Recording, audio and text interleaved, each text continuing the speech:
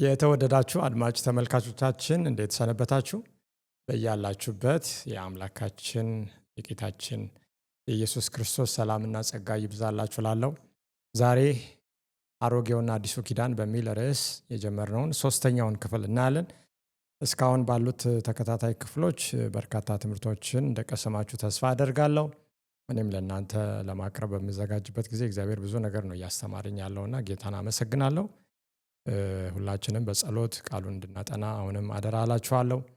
ጓደኞቻችሁን፣ ዘመድ አዝማድን፣ ወዳጆቻችሁን ሁሉ ይህንን ፕሮግራም እንዲከታተሉ ከዚህ የሚተላለፈውን ትምህርት እነሱም እንዲከታተሉ እንድትጋብዟቸው በዛው ላሳስባችሁ እወዳለሁ። እንግዲህ ይህንን የፓሮሲያ ሚሽን የዩቲዩብ እንዲሁም ደግሞ የተለያዩ የማህበራዊ ሚዲያ ገጾችን በመወዳጀት ለሌሎችም እንድታጋሩ። ይሄ ለሌላ ጥቅም አይደለም፣ ምንም የምናገኘው ሌላ ትርፍ የለም። ከእናንተ ከነፍሳት እናንተ በረከት ከነፍሳት መዳን የበለጠ ለኛ ትርፍ የለምና ይህን እንድታደርጉ አደራ አላችኋለሁ። እንዲሁም በሆፕ ቻናል የሚተላለፉትንም ትምህርቶች በዚሁ መልኩ እንድትከታተሉ ለሌሎችም እንድታጋሩ አደራ አላለሁ። በክፍል 2 የነበረውን ትንሽ ክለሳ በማድረግ ወደ ክፍል 3 እንሄዳለን። እንግዲህ በክፍል 2 ካስታወሳችሁ የመጨረሻው ክፍለ ጊዜያችን ላይ ስለ ሲናው ቃል ኪዳን ወይም አምላክ በሲና ላይ ለሕዝቡ የሰጠውን ቃል ኪዳን ተመልክተናል። የሲናው ቃል ኪዳን ከሌሎች ለየት የሚያደርገው የመዳንን እቅድ በጣም በግልጽ የሚያስተምር ሂደት ውስጥ እንዳለ አምላክ ያሳየ ነው። ሕዝቡን ከባርነት ቤት የመበጀት አውድ ውስጥ የተሰጠ ኪዳን ነበረ። የሲናዊ ኪዳን ፈጣሪ ቀደም ብሎ ከአባቶች ወይም ከአብርሃም ከይስሐቅና ከያዕቆብ ጋር የገባውን የዘላለሙን ቃል ኪዳን በማሰብ ያንን ደግሞ እንዲያስብ ያደረገው የሕዝቡ ጩኸት ወይም ሕዝቡ በጸሎት ወደ እግዚአብሔር ከመጮህ የተነሳ አምላክ ይህንን ያደመጠበት ቃል ኪዳኑን የተመለከተበት ሕዝቡንም ነፃ ያወጣበት እንደሆነ ተመልክተናል። በሲናው ቃል ኪዳን ውስጥ የሜዳዊ የመስዋዕት ስርዓት በድንኳን ወይም መቅደስ በሚባለው በተለየ ሁኔታ የተቋቋመበት ሁኔታ ነው እና ይሄ ደግሞ ጥላ በመሆን ሊመጣ ያለውን ዋናውን አካሉን ማለትም ጌታችንና መድኃኒታችንን ኢየሱስ ክርስቶስን ሕይወቱን፣ አገልግሎቱን፣ መስዋዕትነቱን እንዲሁም ሞቱን የሚያመላክት ሁኔታ እንዳለ ተመልክተናል። በዚህ ኪዳን ውስጥ እንግዲህ 10ቱ ትእዛዝ የተጠቃለለበት ነው።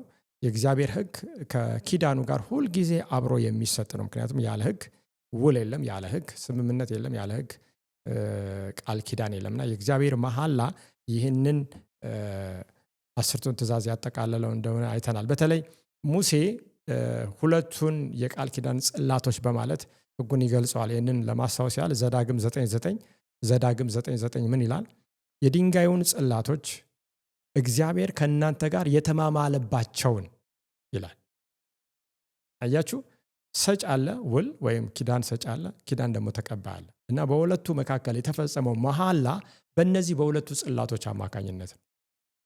እግዚአብሔር ከእናንተ ጋር የተማማለባቸውን የቃል ኪዳን ጽላቶች እቀበል ዘንድ ወደ ተራራ ወጣው ወይም በወጣው ጊዜ በተራራው 40 ቀንና 40 ሌሊት ተቀምጬ ነበር፣ እንጀራ አልበላውም፣ ውሃም አልጠጣም ይላል። እንግዲህ 40 ቀንና ሌሊት የጾመው ሙሴ አስቀድሞ በመጽሐፍ ቅዱስ የምናገኘው ነው። ቀጥሎ ይህንን ያደረገው ጌታችን መድኃኒታችን ኢየሱስ ክርስቶስ ብቻ ነው። አዎ ኤልያስም 40 ቀን ጉዞ እንዳደረገ አንድ ቀን በበላው ምግብ ተመልክተናል ወይም ቃሉ ላይ እናገኛለን። እንግዲህ ሕጉ ምን ለማለት ነው? ሁል ጊዜ ይሄ የቃል ኪዳኑ ጽላት የኪዳኑ አንዱ የማይነጠል ፈጽሞ ተለይቶ የማይታይ ነው እና ቃል ኪዳኑን የሚጠብቅ ይላል። ወይም ቃል ኪዳኔን ብትሰሙ ይላል አምላክ በተለያየ ስፍራ። ያ ምን ማለት ነው? ከቃል ኪዳኑ ጋር አያይዤ የሰጠሁትን ሕግ ብትጠብቁ ነው። ሰው የቃል ኪዳኑ የተስፋ ቃሉ ተስፋ ወይም በረከት ወራሽ የሚሆነው ይህንን ኪዳን እስከጠበቀ ሕጉን እስከጠበቀ ድረስ ነው። ስለዚህ የአንድ ሳንቲም ሁለት ገጽታ ነው፣ ተነጣጥሎ የሚታይ አይደለም። አሮጌና አዲስ ኪዳን የሚለውን እያየን ነው እና እግዚአብሔር በአሮጌው ኪዳን ሕጉ፣ ከዛ በአዲሱ ኪዳን ደግሞ ሕጉ የሌለበትን አድርጎ የሰጠው ነገር የለም። ሕጉ ሁልጊዜ ያው ነው። እግዚአብሔር እስካለ ድረስ ሕጉም አለ። እግዚአብሔር ደግሞ ያልነበረበት ጊዜ እንደሌለ ተመልክተናል። ዛሬው ደግሞ ትምህርታችን የምናየው ስንቀጥል ሳለ አምላክ ከዳዊት ጋር ያደረገውን ቃል ኪዳን ነው። እንግዲህ ይህንን የዳዊትን እግዚአብሔር የሰጠውን ቃል ኪዳን ስንመለከት ሳለ ኢያሱ እስራኤልን ከከነዓን ምድር ላይ ካስቀመጠ በኋላ ምን ነበር የተሰጠው መልእክት? በዙሪያው ካለው አሕዛብ ሕዝብ የተነሳ የአሕዛብ አስተምሮ የአሕዛብ ልምድ ወደ እስራኤል ወደ እግዚአብሔር ሕዝብ እንዳይገባ ማስጠንቀቂያ ተሰጥቶ ነበር እና የተሰጠው አንዱ ሐሳብ ምን ነው? ፈጽማችሁ እነዚህን አሕዛብ አጥፉ። እግዚአብሔር ሕዝብን ስለሚጠላ አይደለም፣ የአመፅ ጽዋቸው በሚሞላበት ጊዜ እንደሚጠፉ መጽሐፍ ቅዱስ ያስተምራል። ወደዛ ብዙ አንሄድም። ነገር ግን አጥፏቸው ተብሎ ሳያጠፉ ተቀመጡ። ስለዚህ ቀስ በቀስ ከአሕዛብ ልማድ ወደ ገባ፣ ወደ እግዚአብሔር ሕዝብ ገባ። ያ ደግሞ ቀስ በቀስ እስራኤልን እንዳጠፋ እንመለከታለን። ስለዚህ ማፈግፈጉ ወደኋላ ማለቱ ማለት ነው ከትውልድ ወደ ትውልድ እየባሰ ሄደ።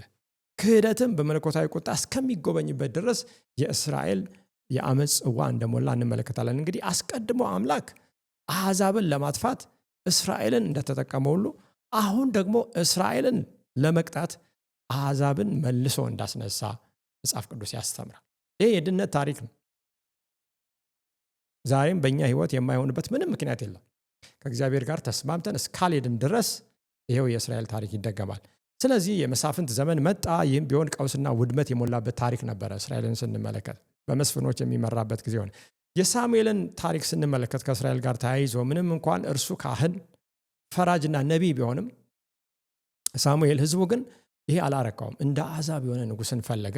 ስለዚህ ሳኦልን እግዚአብሔር በቁጣው እንደሾመውና በኋላ በመዓቱ ደግሞ እንደሻረው መጽሐፍ ቅዱስ ያስተምራል። እንግዲህ ሳኦል የእግዚአብሔር ሳይሆን የሰው ምርጫ እንደሆነ የምናየው ሳኦል በሕይወቱ ያሳያቸው የተለያዩ ባህሪያት ከየት እንደሆነ የተነሳበት የሕዝብ ምርጫ እንጂ እግዚአብሔር ምርጫ እንዳልሆነ ያስተምራል። ከዛ በኋላ ግን ዳዊትን ስናይ ሁሉ ዳዊትን ለማምጣት ነው። ዳዊት ግን በአምላክ ፈቃድ ቃል ኪዳኑን ከትውልድ ወደ ትውልድ የሚያስተላልፍ ዕቃው ነው ተመረጠ። አምላክ እንግዲህ በየጊዜው ኪዳን በሚገባበት ጊዜ ከድሮ የነበረውን በመሻር አይደለም፣ ኪዳኑን በመቀየር አይደለም። ምክንያቱም አምላክ እንደማይቀየር ሁሉ ከአምላክ የወጣው ቃልም አይቀየርም። ስለዚህ ኪዳኑ ዘላለማዊ ነው የሚለውን አይተናል። የሚያስተላልፍ ይህንን ኪዳን ወደሚቀጥለው ትውልድ የሚያስተላልፍ ሰው ሆኖ እንደተመረጠ እንመለከታለን። ሁለተኛ ሳሙኤል ምዕራፍ 23 ቁጥር 1 ላይ እንዲህ ይናገራል። ሁለተኛ ሳሙኤል 23 1 ዳዊትም የመጨረሻ ቃሉ ይህ ነው፣ ከፍ ከፍ የተደረገው በያዕቆብም አምላክ የተቀባው በእስራኤል ዘንድ መልካም ባለቅኔ የሆነ የእሴይ ልጅ የዳዊት ንግግር። እንግዲህ ዳዊት ምንድን ነው በመጨረሻ የሚናገረው? ቁጥር 5 ላይ ስናሄድ ምን ይላል? ከእኔም ጋር በሁሉ ነገር ቅንና ጽኑ የሆነውን የዘላለም ቃል ኪዳን አድርጓል፣ መድኃኒቴንና ፈቃዴን ሁሉ ያበቅላል ይላል። ስለዚህ አምላክ የዘላለም ቃል ኪዳን ከዳዊት ጋር እንደገባ ይናገራል። የትኛውን ኪዳን? ያንኑ ለአዳም የተሰጠውን፣ ለኖህ የተሰጠውን፣ ለአብርሃም የተሰጠውን፣ ለይስሐቅ ለያዕቆብ የተደገመውን፣ ለእስራኤልም በሲናው ተራራ ላይ የተነገረውን ያንኑ ኪዳን።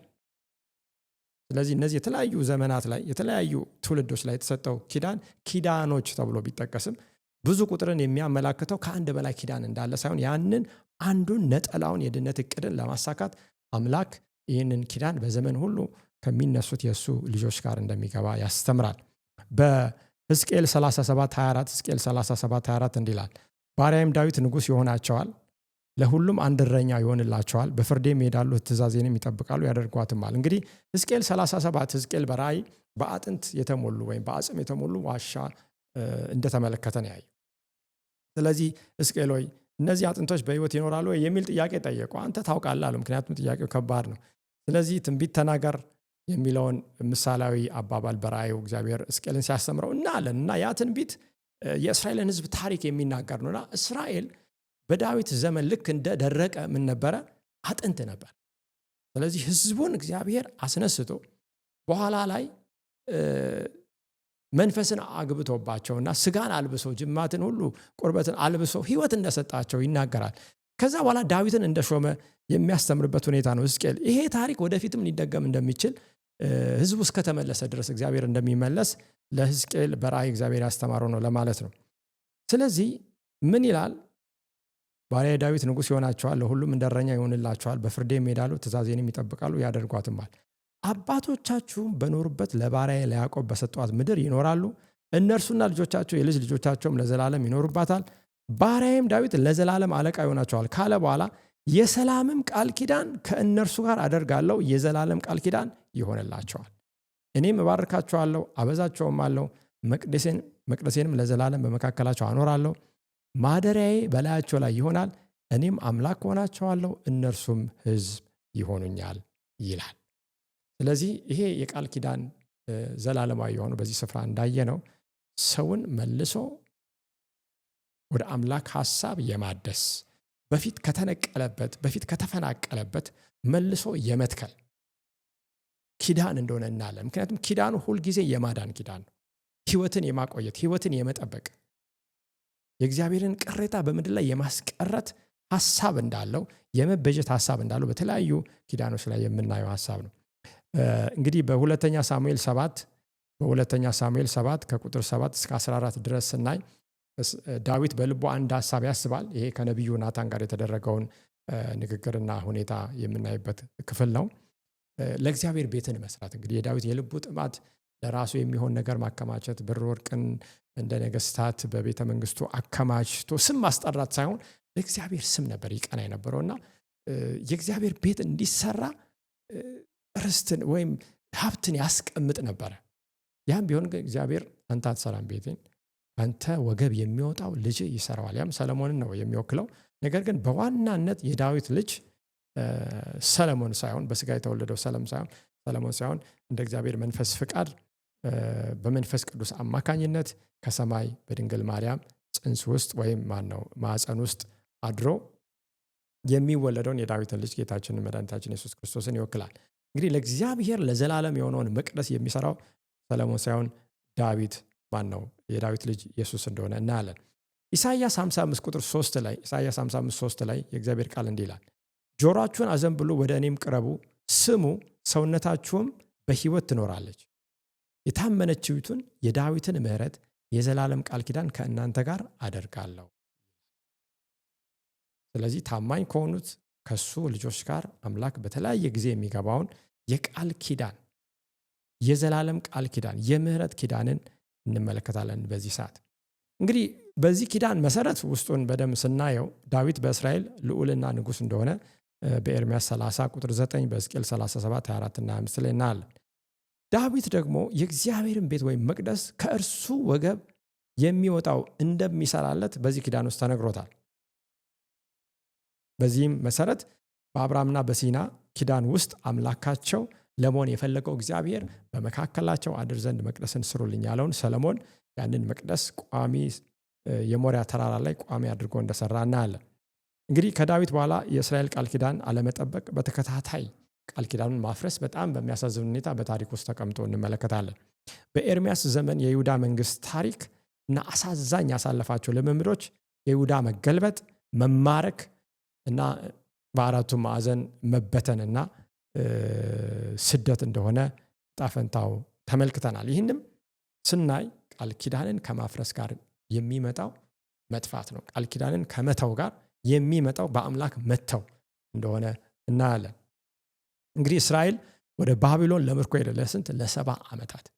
ነገር ግን አምላክ በዚህ ውስጥም ተስፋ ይሰጣል። ኤርምያስ 32:40 ላይ አምላክ መልሶ ይህንን ህዝብ በስፍራው እንደሚተክል ሲናገር እንዲህ ይላል፣ ለእነርሱም ከማደርገው በጎነት አልመለስም ስል ከእነርሱ ጋር የዘላለም ቃል ኪዳን እገባለሁ፣ ከእኔም ዘንድ ፈቀቅ እንዳይሉ መፈራቴን በልባቸው ውስጥ አኖራለሁ። በልባቸው ውስጥ ምን አኖራለሁ? መፈራቴን። በኋላ የምናየው አንድ ቃል አለ፣ ሕጌን በልቦናቸው አኖራለሁ። ስለዚህ የእግዚአብሔር ሕግ በልብ ውስጥ ሲቀመጥ የእግዚአብሔር ፈሪሃ መንፈስ ወይም እግዚአብሔርን የመፍራት መንፈስ በልብ ውስጥ ይቀመጥ። ምክንያቱም ሰለሞን ሲናገር የሰውን ምንድን ነው የሚለው መክብብ 12 ላይ መክብብ 12 የመጨረሻው የሰለሞን መጽሐፍ የመጨረሻው ምዕራፍ ምን ይላል? የንስሐ መጽሐፍ ነው የመክብብ። እግዚአብሔርን ይቅርታ የታረቀበት ወደ እግዚአብሔር የተመለሰበት እንደሆነ አምናለሁ። የነገሩን ፍጻሜ እንስማ፣ ይህ የሰው ሁለንተና ነውና እግዚአብሔርን ፍራ፣ ትእዛዙንም እንበል ጠብቅ ይላል። ስለዚህ አምላክ መፈራቴን በልባቸው ውስጥ አኖራለሁ ሲል ሕጉን አኑሮ እንደሆነ እንመለከታለን። ስለዚህ የእስራኤል የቃል ኪዳኑን በተከታታይ ማፍረስ፣ ተከታታይ ክህደት በቅጣት የተጎበኘ ሲሆን አምላክ ለሚታዘዙት ቅሬታዎች የሚገባው ተከታታይ ቃል ኪዳኑ የሰው ኃጢአተኝነት ቢበረታም የእግዚአብሔር ጸጋ ግን ልቆ እንደሚወጣ ያሳያል። ቃል ኪዳኑ ይህንን የሚያደርገው ሕዝቅኤል 16:59 ላይ ሕዝቅኤል 16:59 ይህ ከእስራኤል ምርኮ በኋላ የሆነውን ታሪክ ሲዘግብ እንዲህ ይላል ነቢዩ፣ ጌታ እግዚአብሔርም እንዲህ ይላል፣ አንቺ ቃል ኪዳኔን በማፍረስ መሐላን የናቅሽ ሆይ አንቺ እንዳደረግሽ እኔ ደግሞ አደርግብሻለሁ። ነገር ግን በሕፃንነትሽ ወራት ከአንቺ ጋር ያደረግኩትን ቃል ኪዳኔን አስባለሁ፣ የዘላለም ቃል ኪዳን አጽናልሻለሁ ይላል። የአምላክ የማያቋርጥ እንደገና ተደጋግሞ የሚሰጥ እድል ወደ ሰፊነቱን የምህረቱን ስፋት ጥልቀት ነው የምናየው።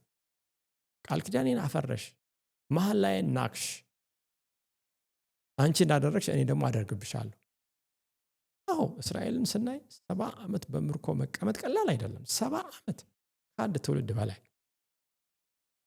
ነገር ግን በሕፃንነት ወራት ከአንቺ ጋር ያደረግኩትን ቃል ኪዳን አስባለሁ።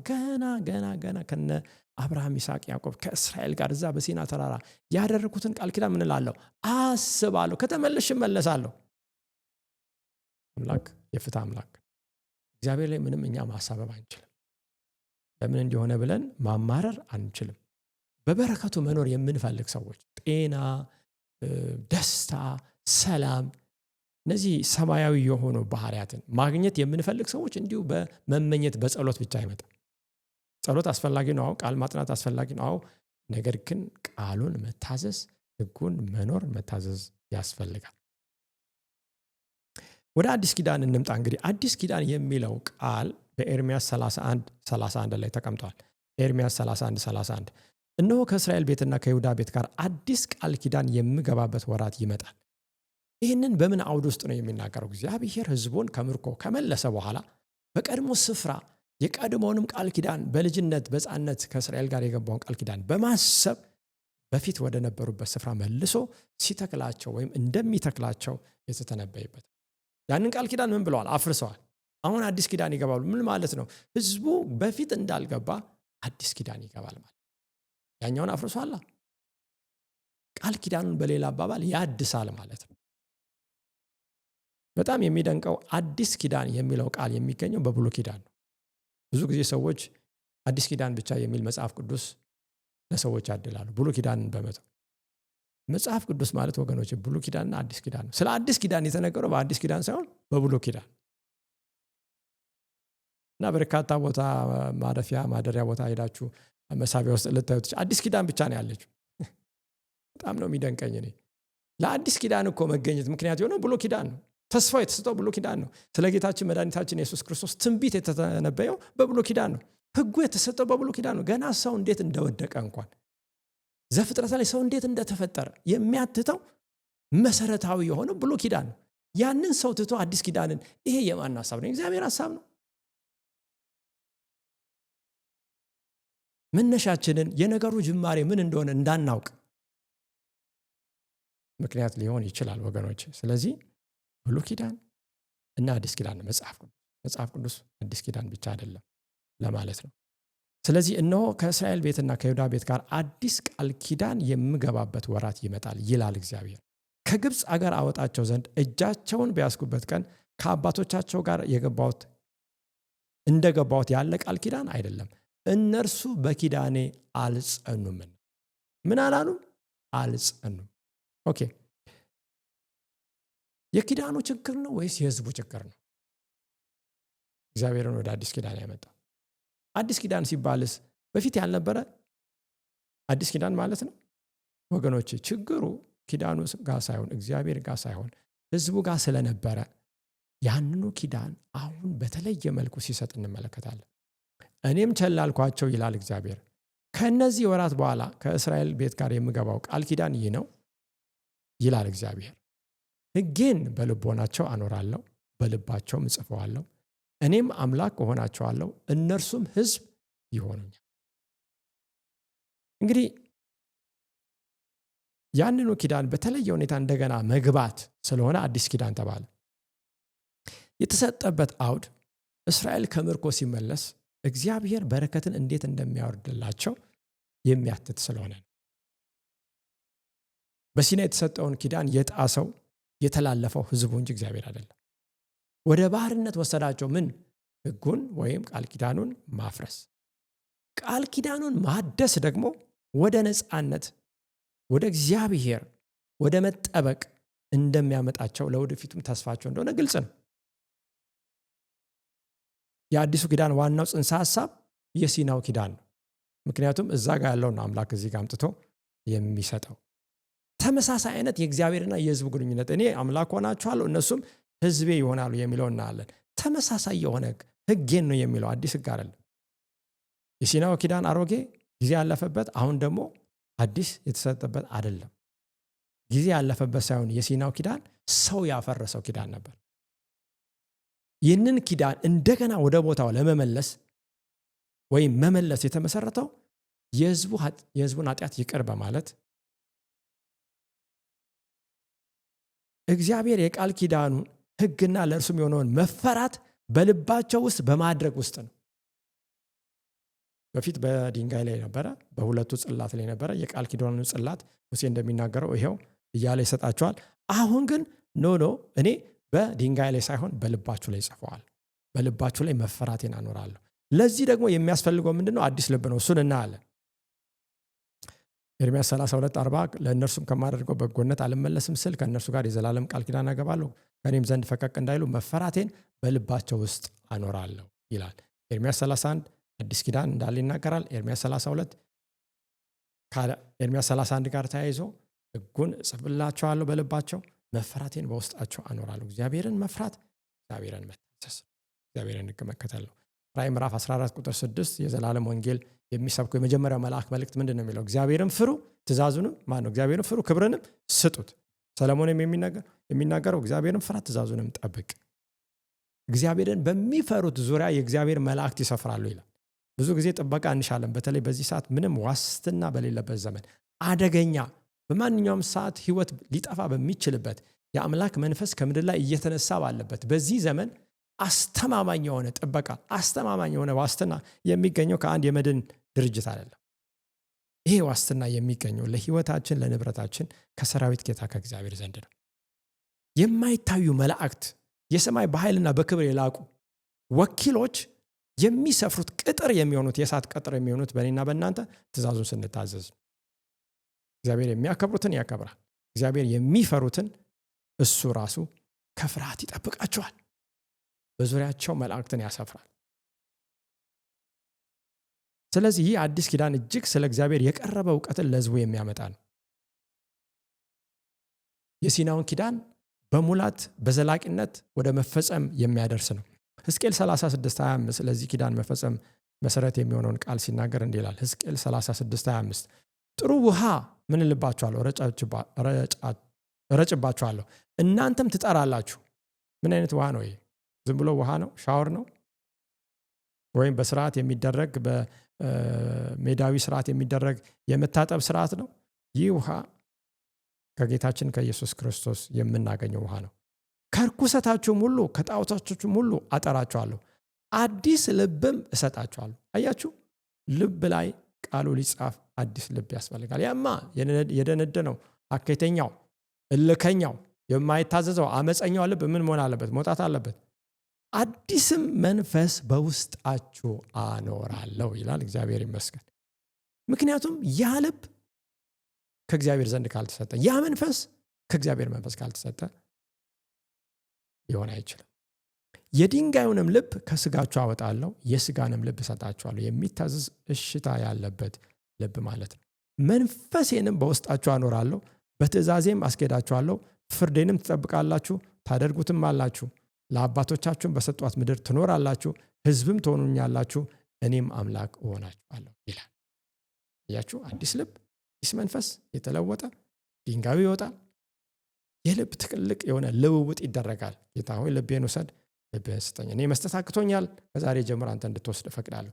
መሰጠትን ይጠይቃል። በየቀኑ ራስን ለእግዚአብሔር መስጠትን ይጠይቃል። በዚህ ቃል ኪዳን ውስጥ ለመኖር የትላንት ክርስትና የዛሬ ስንት ዓመት ያደረግነው ጥምቀት ወይም የትላንት ልምምድ ለዛሬ አይጠቅመንም።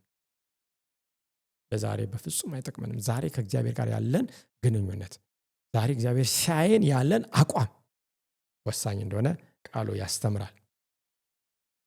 ስለዚህ ሕጉ በሰው ሊፈጸም የሚችለው እግዚአብሔር አሮጌውን እልከኛውን ልብ ሲያወጣ ነው። መንፈሱንም ለመታዘዝ የሚያነሳሳ ኃይል እንዲሆን አድርጎ በልብ ውስጥ ሲያስቀምጥ ነው። ጌታ ኢየሱስ ክርስቶስ ሲናገር በዮሐንስ ወንጌል 15 ያለ እኔ ምንም ልታደርጉ አትችሉ። እኔ እውነተኛ የወይን ግንድ ነኝ፣ እናንተ ቅርንጫፎች ናቸው። ቅርንጫፍ በግንዱ ላይ ከሌለ በራሱ ምንም ሊያደርግ አይችልም። እናንተ በእኔ እኔም በእናንተ ቃሎቼ በእናንተ ሲኖሩ የምትጠይቁትን ለምኑ ይሆንላችኋል፣ ብዙ ፍሬ ታፈራላችሁ ይላል። ስለዚህ አንድ የአፕል ወይም የብርቱካን ዛፍ እና ዛፉ ላይ ያለው ቅርንጫፉም ላይ ያለው የብርቱካን ፍሬው ሁልጊዜ ፍሬ ሊያፈራ የሚችለው ከግንዱ ጋር ተጣብቆ እስከኖረ ድረስ ነው። ቅርንጫፉ ግን በግንዱ ላይ ካልተጣበቀ ፍሬ ሊያፈራ አይችልም። ተቆርጦ እንዲሁም ወደ እሳት እንደሚጣል መጽሐፍ ቅዱስ ይናገራል። ስለዚህ አዲስ ኪዳን በብሉይ ኪዳን ውስጥ የተተነበየ ነው። ለዚህ ነው ብሉይ ኪዳን የሚያስፈልገን። አዲሱ ቃል ኪዳን በብሉይ ኪዳን፣ ይህ ብሉይ ኪዳን የሚለው የእንግሊዝኛው ኦልድ ቴስታመንት ማለት እንደ ምስክር ማለት ነው። የእግዚአብሔር ምስክር ነው። በጥንት ጊዜ የነበረ የእግዚአብሔር ምስክር ማለት ነው እንጂ ያረጀ አፈጀ የማይጠቅም ማለት አይደለም። የእግዚአብሔር ቃል ለዘላለም ሕያው ነው። ሰማይና ምድር ያልፋል፣ የእግዚአብሔር ቃል ግን አያልፍም። ስለዚህ አዲሱ ኪዳን በይቅርታና በመንፈስ ቅዱስ መሰጠት ላይ የተመሰረተ ነው። ይቅርታና ስርየትን የሚያመጣ ሌላ ሳይሆን ክርስቶስ የዘላለም የኪዳኑ ደም ነው። ስለዚህ ወደዛ ስንሄድ ሳለ ማቴዎስ 26:28 ላይ የቀድሞውን ኪዳን በደም እንደተደረገ የአሁኑም ኪዳን በደም እንደሚደረግ፣ ነገር ግን የደሙ ልዩነት ምን እንደሆነ እንመለከታለን። ማቴዎስ 26:28 እንዲህ ይላል፣ ስለ ብዙዎች ኃጢአት ይቅርታ የሚፈስ ስለ ብዙዎች፣ እንደገና ላንብበው፣ ለኃጢአት ይቅርታ የሚፈስ የአዲስ ኪዳን ደሜ ነው ብሎ በደቀ መዛሙርቱ በፊት ጌታችን መድኃኒታችን ያንን ጽዋ ይዞ ያመላክታል። ምን ማለት ነው? ዘጸአት 24 ቁጥር 8ን ያስታውሰናል። ጌታ በማቴዎስ 26:28 ላይ የተናገረው ዘጸአት 24:8 እንዲህ ይላል፣ ሙሴም ደሙን ወስዶ በሕዝቡ ላይ ረጨው፣ በዚህ ቃል ሁሉ እግዚአብሔር ከእናንተ ጋር ያደረገው የቃል ኪዳኑ ደም እነሆ አለ። ስለዚህ ያ የቀድሞ ኪዳን በአዲስ ኪዳን የምናየውም ኪዳን ሆነ። ሁለቱም በምንድን ነው? በደም የተደረጉ ነው። ልዩነቱ የቀድሞ የኮርማ የበግ የከብቶች የእንስሳት ደም ነው። አሁን ግን የክቡር ከዋጋ ተመን በላይ የሆነው የመድኃኒታችን የኢየሱስ ክርስቶስ ደም ነው። ሉቃስ 22:20 እንደገና ሉቃስ 22:20 እንዲሁም ከራት በኋላ ጽዋን አንስቶ እንዲህ አለ፣ ይህ ጽዋ ስለ እናንተ በሚፈሰው በደሜ የሚሆን አዲስ ኪዳን ነው። አዲስ ኪዳን ነው። ይሄ ደሜ ራሱ ምንድን ነው? አዲስ ኪዳን ነው። አሁን በደም የሚደረግ ኪዳን እያስተዋወቀን ነው። ሙሴም ያንን አስተዋውቆናል። አሁን ግን ለየት ያለ ደም ነው። አንደኛ ቆሮንቶስ 11:25 እንደዚሁም ከራት በኋላ ጽዋን ደግሞ አንስቶ ይህ ጽዋ በደሜ የሚሆን አዲስ ኪዳን ነው፣ በጠጣችሁ ጊዜ ሁሉ ይህን ለመታሰቢያ አድርጉት አለ። ወደፊትም ይህንን ታደርጋላችሁ፣ የጌታ እራት ለመታሰቢያ አድርጉት በሚለው የተመሰረተ ነው። ኪዳኑን ያስታውሰናል። ስንቀጥል ሳለ በዕብራውያን 9:15 ላይ እግዚአብሔር ቃል ሲናገር እንዲህ ይላል፣ ስለዚህም የፊተኛው ኪዳን ሲጸና ሕግን የተላለፉትን የሚቤዥ ሞት ስለሆነ የተጠሩት የዘላለምን ርስት የተስፋ ቃል እንዲቀበሉ እርሱ የአዲስ ኪዳን መካከለኛ። የፊተኛው ኪዳን እግዚአብሔር በብሉይ ኪዳን ያስቀመጠልን ኪዳን በሙሴ ዘመን የተደረገውን ስናይ ሕግን የተላለፉትን የሚቤዠው ምንድን ነው? ሞት ነው። የማን ሞት? የእንስሳት። በእርግጥ ግን ይቤዣል ወይስ እነዛ እንስሳት ማንን ነበር ሲያመላክቱ የነበረው? አዎ ግልጽ ነው። አንድ ቀን መጥቶ የዓለምን ኃጢአት የሚያስወግደውን የእግዚአብሔርን በግ፣ ያ መጥምቁ ዮሐንስ በዮርዳኖስ ያመላከተውን በግ የሚወክል ነው። አሁንስ የአዲስ ኪዳን መካከለኛ ሆኖ የዘላለም ርስት የተስፋ ቃል እንድንቀበል ክርስቶስ ኪዳን ሆኖ መጣ። እንካችሁ የኔ ጽዋ ኪዳኔ ነው፣ የዘላለም ኪዳን፣ የቃል ኪዳን ደም የሚለውን ያስተምራል። ዕብራውያን 12:24 የአዲስ ኪዳን መካከለኛ ወደሚሆን ወደ ኢየሱስ ከአቤልም ደም ይልቅ የሚሻለውን ወደሚናገር ወደ መርጨት ደም ደርሳችኋል። አሁን ሙሴ ምንድን ያደረገው? በሕዝቡ ላይ ደሙን ምን ያደረገው? ረጨው። ጳውሎስ ሲናገር ወደሚረጭ ደም ደርሳችኋል፣ ወደ መርጨት። ይሄኛው ደም ግን የኢየሱስ ደም ነው። ዛሬ ብንፈልገው እኛ ላይ ሊረጭ ይችላል፣ እኛን ሊያጥበን ይችላል፣ ከርኩሰታችን ሊያነጻን ይችላል፣ ቅድም በቃሉ ላይ እንደተመለከተ። ስለዚህ የዘላለም ኪዳን ደም የሚለውን ቃል እናያለን። እንግዲህ ኪዳን የሚለውን ተመልክተናል፣ ቃል ኪዳን። ከዛ የዘላለም የሚለው ቃል ሲጨመርበት ምን እንደሆነ ተመልክተናል። አሁን ደግሞ ደም ይጨመርበታል። ዕብራውያን 13:20 በዘላለም ኪዳን ደም ለበጎች ትልቅ እረኛ የሆነውን ጌታችንን ኢየሱስን ከሙታን ያወጣው የሰላም አምላክ እያለ ስለ እግዚአብሔር አብ ይናገራል። ስለዚህ ዘላለም የሚለው ሐሳብ ትውልድን የሚሻገር ሁሉንም ሕዝብ የሚመለከት ነው። ከኖህ ጋር የገባው ኪዳን ከሁሉም ጋር የገባው ኪዳን ነው። ከአብርሃም ጋር የገባው ኪዳን እሱን ለሚቀበሉት ሁሉ፣ በእምነት ለሚጸድቁት ሁሉ የሚገባው ኪዳን ነው። ከእስራኤል ጋር በሲና ተራራ የገባው ኪዳን እኛንም የሚመለከት ነው። እግዚአብሔርን አምናለሁ የምንለው ሁሉ። አሁንም ይሄ ኪዳን ደግሞ በደም ለዘላለም እንደጸናና ያመለክተናል። ጳውሎስ በሌላ ስፍራ በተለይ ሁለተኛ ቆሮንቶስ 3:6 ላይ ሁለተኛ ቆሮንቶስ 3:6 ላይ ሲናገር እንዲህ ይላል፣ እርሱም ደግሞ በመንፈስ እንጂ በፊደል ለማይሆን ለአዲስ ኪዳን አገልጋዮች እንሆን ዘንድ አበቃን። ፊደል ይገላልና መንፈስ ግን ሕይወትን ይሰጣል። ምን ማለት ነው? እንግዲህ በመንፈስ እንጂ በፊደል ለማይሆን ለአዲስ ኪዳን አገልጋዮች እንሆን ዘንድ አበቃን። በጳውሎስ ዘመን ፈሪሳውያን፣ እንደገናም ደግሞ ከፈሪሳውያን ቀጥሎ ያሉት ሌሎችም ሕዝቦች አይሁዶችም ቢሆኑ አንድ ችግር ነበረባቸው። ያ ችግር ምንድን ነው? የእግዚአብሔር ሕግ ላይ ወይም ፊደሉ ላይ ብቻ ቀርተዋል። አሁን የሕጉ ፊደል አለ፣ የሕጉ መንፈስ አለ። አትግደል የሚለው የሕጉ ፊደል ለአይሁድ ለአብዛኛው ወይም ለፈሪሳዊ ምንድን ነው? የሰውን ሕይወት መቅጠፍ ብቻ ነው። የሰውን ሕይወት እስካልቀጠፉ ድረስ ሰውን የፈለገ ነገር ቢያደርጉ፣ ቢጠሉ፣ ቢሰድቡ፣ ቢረግሙ ምንም ችግር የለም ብሎ ነው የሚያምኑ። ጌታ ኢየሱስ ክርስቶስ መጥቶ እንዲያለ ሕጉን ሲያልቀው እናንተ አትግደል እንደተባለ ሰምታችኋል። እኔ ግን ወንድሙን የሚቆጣ ጨርቃም የሚለው ደንቆሮ የሚለው የጋነ ፍርድ ይገባዋል። ወንድሙን የሚጠላ ነፍሰ ገዳይ ነው። ስለዚህ ጌታ ኢየሱስ ክርስቶስ ሕጉን ሲያልቀው ወይም የሕጉን መንፈስ ከፊደል እንዳለፈ ሲናገር ገና በሐሳባችሁ ወንድሞቻችሁን የምትጠሉ ከሆነ ያንን ሰው ምን ብላችኋል? ገላችኋል። ኦኬ። አታመንዝር እንደተባለ ሰምታችኋል። እኔ ግን እላችኋለሁ ወደ ሴት ያየ በልቡም የተመኛት ከእሷ ጋር በዛ ሰዓት ምን ብሏል? አመንዝሩ። ስለዚህ ምንዝር ማለት ለፈሪሳዊ ወይም ለብዙ ሰዎች ዛሬ ሄዶ ከአንድ ሴት ጋር አልጋ ላይ አንሶላ መጋፈፍ ሊሆን ይችላል፣ ወይም የግብረ ስጋ ግንኙነት ማድረግ ሊሆን ይችላል። ነገር ግን ያ አይደለም። እግዚአብሔር ገና በሐሳብ ደረጃ ሕጉ እኛን ከክፉ ነገር ለመጠበቅ በመንፈስ ቅዱስ እንደሚቆጣጠር፣ ክፉ ነገርን ከአእምሯችን እንዳናስገባ እንደሚገዛን፣ ሕጉ የግብረ ገብ ሕጉ ምን ያህል የላቀ ስፍራ ሊኖረው እንደሚገባ ወይም በእግዚአብሔር ፊት ያለው የሕጉ ዋጋ ምን እንደሆነ ያስተምራል። ስለዚህ በፊደል ብቻ ለማይሆን በመንፈስ ለሚሆን የአዲስ ኪዳን አገልጋይ አደረገን። ፊደል ይገላልና መንፈስ ግን ሕይወትን ይሰጣል። ምክንያቱም በሌላ አባባል የሕጉን ፊደል ብቻ በመጠበቅ ለመጽደቅ ሙከራ የተደረገ ነበር አይደል እንዴ? አትንካ፣ አትቅመስ፣ አትዳስስ፣ አትነሳ፣ እዚህ ጋር አትሂድ በሚል የተለያየ እግዚአብሔር ባላስቀመጠው ሰዋዊ ሕግ መሰረት አምላክን ለማስደሰት እስራኤል ጥረት ያደርግ ነበር። ጌታ ኢየሱስ ክርስቶስ ወደዚህ ምድር በሚመጣበት ጊዜ እሱ አስቀድሞ በብሉይ ኪዳን ያልሰጣቸው ወደ 1000 የሚጠጉ የሰንበት ሕጎች ነበሩ። ለምሳሌ በሰንበት ቀን ምራቅ መጥፋት ክልክል ነው ብሎ መጽሐፍ ቅዱስ አላወጀም። ነገር ግን እነሱ አይሁዶች ይሄ ሕግ ነበራቸው። ለዚህ ነው ጌታ ኢየሱስ ክርስቶስ በምድር ላይ እንትፍ ብሎ ጭቃን በምራቁ ለወሰና አፈርን ለወሰና ጭቃ አድርጎ በዛ አይነ ስውር አይን ላይ አስቀመጠ። ለምን? የእነሱን ሕግ እያፈረሰ ስለሆነ። የእግዚአብሔርን ሕግ ለማፍረስ አልመጣም፣ የሰውን ሕግ እንጂ የሰውን ስርዓት እንጂ። ስለዚህ ስለ መንፈስና ስለ ፊደል ወይም ስለ ሕጉ ፊደልና ስለ ሕጉ መንፈስ የሚያስተምረው ነው። በሁለተኛ ቆሮንቶስ 3:14 ላይ በዚሁ ምዕራፍ ቅድም ባነበብነው ቁጥር 14 የእግዚአብሔር ቃል እንዲህ ይላል፣ ነገር ግን አሳባቸው ደነዘዘ፣ ብሉይ ኪዳን ሲነበብ ያ መጋረጃ ሳይወሰድ እስከ ዛሬ ድረስ ይኖራልና በክርስቶስ ብቻ እየተሻረ ነው። ምንድን ነው ጳውሎስ የሚናገር? ለምንድን ነው ሀሳባቸው የደነዘዘው? ብሉይ ኪዳን ሲነበብ ብሉይ ኪዳን የሚለው የእንግሊዝኛው ኦልድ ቴስታመንት ወይም አሮጌው ኪዳን የሚለውን ያመላክታል።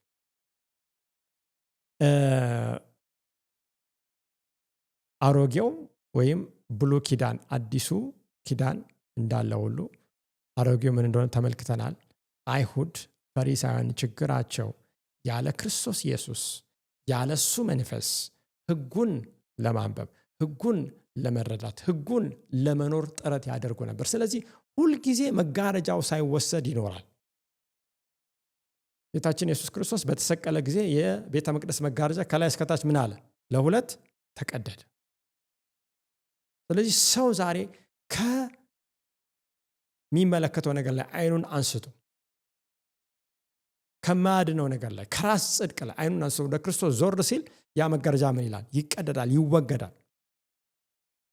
አሮጌ ኪዳን የሚለው በዚህ ስፍራ ብቻ ነው የተጠቀሰው። ብሉይ ይለዋል አሮጌው፣ የእንግሊዝኛው ኦልድ ይለዋል። የፊተኛውና አዲሱ ኪዳን ምን እንደሆነ ለማመሳከር የመጣ ነው። ይህንን ከሌሎች ጥቅሶች ጋር አብረን እንረዳለን። ዕብራውያን ምዕራፍ 8 ቁጥር 7፣ ዕብራውያን 8:7 ፊተኛው ኪዳን ነቀፋ ባይኖረው ለሁለተኛው ስፍራ ባልተፈለገም ነበረ። ለምንድን ነው ነቀፋ አይኖረው? እንደው እግዚአብሔር ሲሰጥ ኪዳኑን የተወሰነ ፊደል ተሳስቶ ነው? የተወሰነ ነገር ስቶ ነው? ነቀፋ ያስባለው ምንድን ነው? ኪዳኑ ነቀፌታ ውስጥ እንዲገባ ያደረገው ህዝቡ ኪዳኑን ምን ባለማለቱ ነው? ባለመጠበቁ ነው። ይህን ደጋግሞ መናገር የከፋ አይደለም፣ በደንብ እንድንረዳው ይረዳናል እንጂ። ዕብራውያን 8:13 ላይ አዲስ በማለቱ ፊተኛውን አስረጅቷል፣ አሮጌና ውራጅ የሆነውስ ሊጠፋ ቀርቧል። ሰዎች በራሳቸው ጥረት ያደረጉት ምንድን ነው? እስራኤላውያን ትዝ ካላችሁ እግዚአብሔር ይናገር አንተ አትናገርን፣ እኛ ብቻ እሱ የሚለው ምን እንላለን እናደርጋለን። ነገር ግን አደረጉት እንዴ? አላደረጉም። ገና እዛ አምላክ ከምድር ተነስቶ ወደ ሰማይ ሳይሄድ በሲና ተራራ እያለ ሲና ተራራ እየጨሰ ያ ድቅድቅ ጨለማ፣ ያ መብረቅ፣ ያ ነጎድጓድ እየታየ ህዝቡ እዚህ ጋር ግን ጣዖት ሰርቶ ምን ማለት ጀመረ? ማምለክ ጀመረ። ከግብፅ ያወጣን አማልክት ይህ ነው ብሎ ያንን የወርቅ ጥጃ ሰርቶ ማምለክ ጀመረ። ስለዚህ ህጉን አፈረሱ፣ ቃል ኪዳኑን አፈረሱ። ያንን በዛ በመጀመሪያው ክፍለ ጊዜያችንም ሆነ ሁለተኛው ክፍለ ጊዜ ሐሳቡን አይተናል። ዕብራውያን 8:13 አዲስ በማለቱ ፊተኛውን አስረጅቷል፣ አሮጌና ውራጅ ሆኖስ ሊጠፋ ቀርቧል። አሁንም የህጉን ፊደል በመጠበቅ ለመጽደቅ የሚሞክሩትን እስራኤላውያን እየተናገረ ነበር።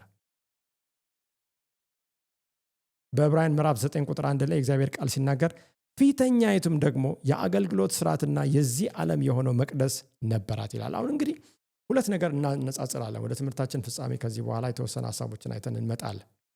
ፊተኛይቱ ኪዳን የተባለችው ያ በብሉይ ኪዳን እግዚአብሔር የሰጠው የምን ስርዓት ነበር? የአገልግሎት ስርዓት፣ የመቅደስ ስርዓት ነበራት የዚህ ዓለም። ቁጥር 10 ዕብራውያን 9 ላይ ይህም ለአሁኑ ጊዜ ምሳሌ ነው። ለየትኛው? ለአካሉ።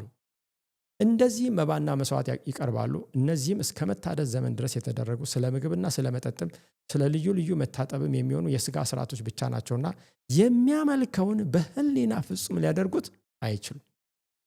ጳውሎስ እየተናገረ ያለው ሙሴ ሲያደርግ የነበረው ሌዋውያን እና አሮን ካህናት፣ ሊቀ ካህናት ሲያደርጉ የነበሩት ምንድን ነው? ምሳሌ ነው። ለአሁን ጊዜ ፈጽሞ የሚያነጽ አይደለም። እዛ ላይ ትኩረት አታድርጉ። እዛ ላይ ትኩረት ካደረጋችሁ ያ ፊደል ይገላችኋል። ነገር ግን የሕጉ መንፈስ ላይ ትኩረት አድርጉ።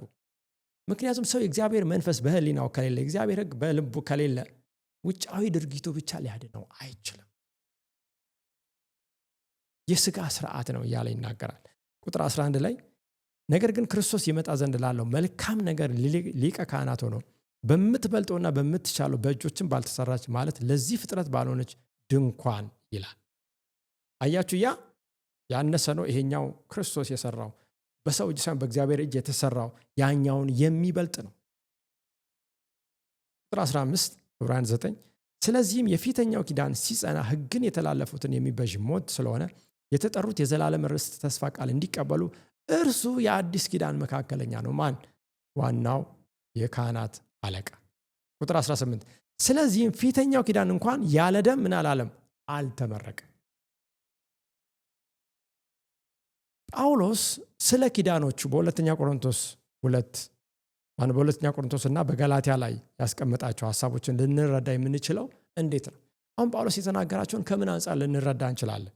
ይሁዲነትን ለማጽረጽ ወይም የአይሁድን ሃይማኖት ለማስረጽ ክርስቶስን ሳይሆን ሕጉን መካከለኛ ለማድረግ የሚታገሉትን አይሁዶችን የሚቃወመውን ሐሳብ ስናይ ነው። የጳውሎስ ሐሳብ እዚህ ጋር ያለው ይሄ ነው። ጌታችን መድኃኒታችን ኢየሱስ ክርስቶስ የእግዚአብሔር ልጅ መጥቶ ወርዶ ተዋርዶ ስጋ ለብሶ የሚያስፈልገውን ሁሉ አድርጎ ጸጋን አትረፍርፎ አቅርቦ ስልጣን በሰማይና በምድር ተሰጠኝ ብሎ እንካችሁ ብሎ አቅርቦ ሳለ አሁንም ግን በድሮ ስርዓት ለመኖር የምንሞክር ከሆነ ያ ከንቱ ነው። ያ ሲያመላክት የነበረው አሁን የመጣውን አካሉን ነው። የት ናችሁ እያለ እየተናገረ እንደሆነ። ስለዚህ በዚህ አውድ ውስጥ አሮጌው ኪዳን በሲና ስለተሰጠው የሙሴ መመሪያና ህዝቡ በራስ ስራ ለመጽደቅ ባደረገው የሚወከለውን ኪዳን ያሳያል። እንግዲህ እግዚአብሔር አሮጌና አዲስ ኪዳን ያለው፣ እግዚአብሔር አንድ ኪዳን ያለው፣ የዘላለም ኪዳን። እግዚአብሔር አንድ የማዳን ዕቅድ ነው ያለው። ህጉ ሁልጊዜ ከዚህ ጋር ተያይዞ ዘላለማዊ ነው ያለው። አንዳንድ ሰው አሮጌ ኪዳን ነው ህጉ፣ አሁን አዲስ ኪዳን ውስጥ ነን፣ ሰንበትን ህግን መጠበቅ የለብንም ይላል። ከየት መጣ? አሁን እስካሁን አይተናል። መጽሐፍ ቅዱስ ጥቅስ ውስጥ ይናገራል ወይ? እንደዚህ አይነት ሐሳብ አለ ወይ? ህጉ ጋር ነው ችግሩ? ኪዳኑ ጋር ነው ችግሩ? ያ ማለት እኮ እግዚአብሔር ሰጪው ጋር ችግር አለ ማለት ነው። ምክንያቱም ህጉን የሚቀይር ከሆነ ኦኬ ይሄኛው ይቅር፣ ይሄ በብሉይ ኪዳን ነው፣ ይሄ በአዲስ ኪዳን አይሆንም። እንደዛ የሚል መጽሐፍ ቅዱሳዊ አስተምሮ አንድም የለም ወገኖች፣ አንሳት። ስለዚህ በጳውሎስ ጊዜ ሆነም ዛሬ ያለ ክርስቶስ መንፈስ ህጉ እንዲያው እንደ ፊደል ሲነበብ መጋረጃ አይን ላይ እንደተቀመጠ እንደተከደነ አይነት ነው የሚሆነው። ስለዚህ ፊደሉ እንደውም ይገላል ይላል። ስለዚህ መጋረጃው ግን በክርስቶስ ወይም በመስቀሉ አማካኝነት ሲነሳ፣ ሲገፈፍ፣ ሲቀደድ አንድ ሰው የህጉን እውነተኛ ባህሪ ወይም መንፈሳዊ ትርጉም ያገኛል። ልክ ይህ ህግ በሌላ ስፍራ ስናይ ሞግዚት እንደሆነ ወደ ዋናው ወደ ወላጃችን ሊያመጣ ከህፃንነት ወደ ብስለት ደረጃ ለማሳደግ የሚሄድን አካሄድ ወይም ሂደት እንደሚወክልና አለ።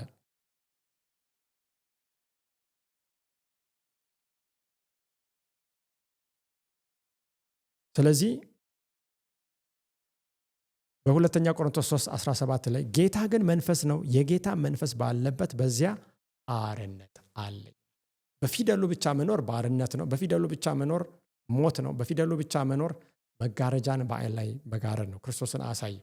ነገር ግን የክርስቶስን መንፈስ ወይም ክርስቶስን ሰው በሚቀበልበት ጊዜ ጌታ መንፈስ በዚያ ልብ ውስጥ ይኖራል። በዚያም አርነት አለ። ባርነት ሳይሆን ነፃነት አለ።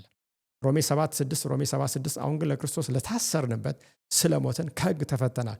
ስለዚህ በአዲሱ በመንፈስ ኑሮ እንገዛለን እንጂ በአሮጌው በፊደል ኑሮ አይደለም። ምን ማለት ነው? ከህግ ተፈተናል። በአዲሱ በመንፈስ ኑሮ እንገዛለን እንጂ በአሮጌው በፊደል ኑሮ አይደለም ማለት ህግን መጠበቅ የለብንም ማለት ነው? አይደለም። ጳውሎስ እየተናገረ ያለው ህጉን በመጠበቅ ለመጽደቅ የሚሞክሩትን ፊደሉ ላይ ብቻ የቀሩትን የህጉን መንፈስ የተዉትን መጋረጃ በዓይናቸው ላይ ያለውን እየተናገረ ነው ያለው። ህግን በመጠበቅ መጽደቅን ትተናል። በመስራት ለመጽደቅ መሞከርን ከዛ ምን በለናል? ተፋተናል። ስለዚህ በህጉ ላይ የሚሰጠው አጽንኦት ወይም ከፍተኛ ትኩረት ከእግዚአብሔር ጋር በእምነት ከሚደረግ ግንኙነት የበላይነት መለየት የለበትም። ወገኖቼ ከእግዚአብሔር ጋር ያለው ግንኙነት ነው መጀመሪያ የሚመጣው። የተለወጠ ልብ፣ በክርስቶስ ጸጋ መንፈስ የተነካ ልብ። ከዛ በኋላስ መታዘዝ አለመታዘዝ ጥያቄ ሆኖ አይመጣም። ነገር ግን ህጉ ብቻ የበላይ ሲደረግ መጀመሪያ ላይ እንደታለመው ወደ ህይወት እንዲያደርስ የታቀረለት ግብን ሳይመታ ይቀርና ወደ ኩነኔ፣ ወደ እርግማን፣ ወደ ጥፋት፣ ወደ አረጀው ወደ አፈጀው ኪዳን ይመልሳል ማለት ነው ሰው። ሮሜ 7:10 ለዚህ ነው ጳውሎስ ለህይወትም የተሰጠችውን ትእዛዝ እርሷን ለሞት ሆና አገኘዋል። የእግዚአብሔር ዓላማ ህይወት ነው፣ ሰላም ነው፣ በረከት ነው፣ ደስታ ነው እንጂ ሞት አይደለም። ስለዚህ ለህይወት እንዲሆን ነው የተሰጠው። ነገር ግን ሰይጣን ወይም ኃጢአት በዚህ ህግ ሰበብ አድርጎ ሰውን ወደ ሞት አመጣ። ከማን ድካም የተነሳ? ከስጋ ድካም የተነሳ፣ ካለመታዘዝ ከወደቀው ማንነት የተነሳ። ገላትያ 3:10 ከህግ ስራ የሆኑት ሁሉ በእርግማን በታች ናቸውና በህግ መጽሐፍ በተጻፉት ሁሉ ጸንቶ የማይኖር የማያደርግ ሙሉ የተረገመ ነው ተብሎ ተጽፏል። አያችሁ፣ ያለ ክርስቶስ ኢየሱስ ሰው ህግን ለመስራት ህግን ለመታዘዝ የሚያደርገው ነገር ሁሉ ከእርግማን በታች አድርጓል። በፍጹም በራስ የማይቻል ነገር ነው። ህግን በመጠበቅ ለመጽደቅ የሚደረግ ጥረት መጨረሻው ጥፋት ነው። በማመን በኢየሱስ ክርስቶስ በማመን ግን ጽድቅ አለ። የዛ የጽድቅ ፍሬ ግን ምንድን ነው? መታዘዝ ነው። በስጋ ያልተቻለውን በኢየሱስ ክርስቶስ የማስቻልን ስራ ነው መለኮት በዘላለም የማዳን እቅዱ በቃል ኪዳኑ ውስጥ የሚፈጽመው። ዘዳግም 27:26 የዚህን ሕግ ቃሎች ያደርግ ዘንድ የማያጸና እርጉም ይሁን፣ ሕዝቡም ሁሉ አሜን ይላሉ። ስለዚህ አምላክ በብሉይ ኪዳን ምን እያስተማራቸው ነው? እናንተ ሰዎች በሚመጣው በእግዚአብሔር ልጅ በእግዚአብሔር በግ ካልሆነ ይህንን ሕግ በራስ ለመጠበቅ እርግማን ነው መጨረሻ እያለ እሱን እንዲናፍቁ እሱን እንዲመለከቱ ነበር ዓላማ።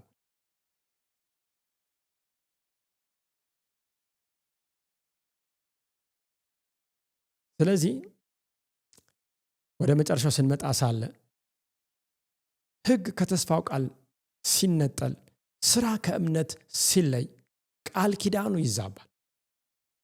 ከተስፋው ቃል ሕግ አይለይም፣ ስራ ከእምነት አይለይም። ቃል ኪዳኑ ይዛባል፣ ውጤቱም ከነፃነት ይልቅ ባርነት ይሆናል የሚለውን አሁንም አጽንኦት መስጠት ይገባናል።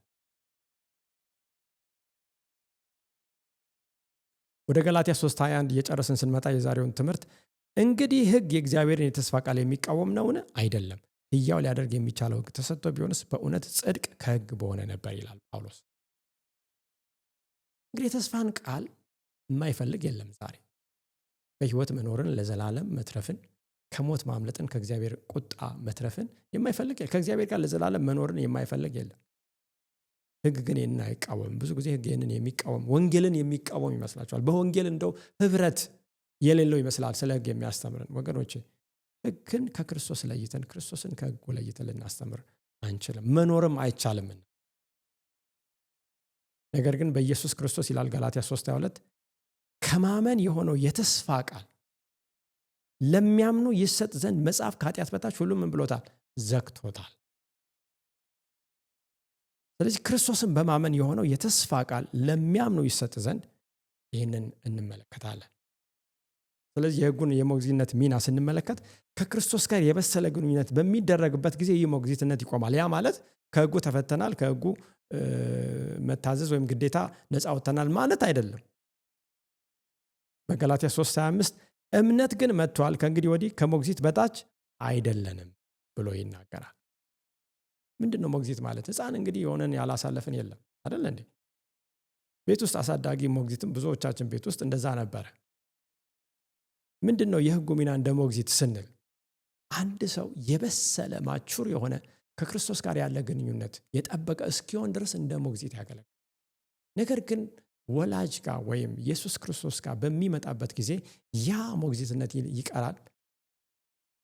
ያ የጠበቀ ከእግዚአብሔር ጋር የሚኖረን ግንኙነት ሕግን መታዘዝ ሁለተኛ ተፈጥሯችን እንዲሆን ያደርጋል። አሁን ጠዋት ተነስታችሁ ውሃ ለመጠጣት ወይም ምግብ ለመብላት ወይም መጸዳጃ ቤት ለመሄድ ሌላ ነገር ማቀድ መጽሐፍ የሆነ ፕላን ማውጣት አለባችሁ። ተፈጥሮ ነው አይደል እንዴ?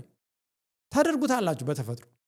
ልክ መታዘዝም ከክርስቶስ ጋር የጠበቀ ግንኙነት ስናደርግ ጥያቄ አይሆንም ያልኩት ለዛ ነው። ሞግዚትነቱ ይቀራል። ሁልጊዜ የእግዚአብሔርን ፍቃድ ልክ ዳዊት እንደተናገረ ሕጉን ለማድረግ ደስተኞች የሆኑ ሰዎች እንሆናለን ማለት ነው። ስለዚህ ይሄ ሁሉ ኪዳን የጸናበት የእግዚአብሔር ልጅ ኢየሱስ ክርስቶስ ነው።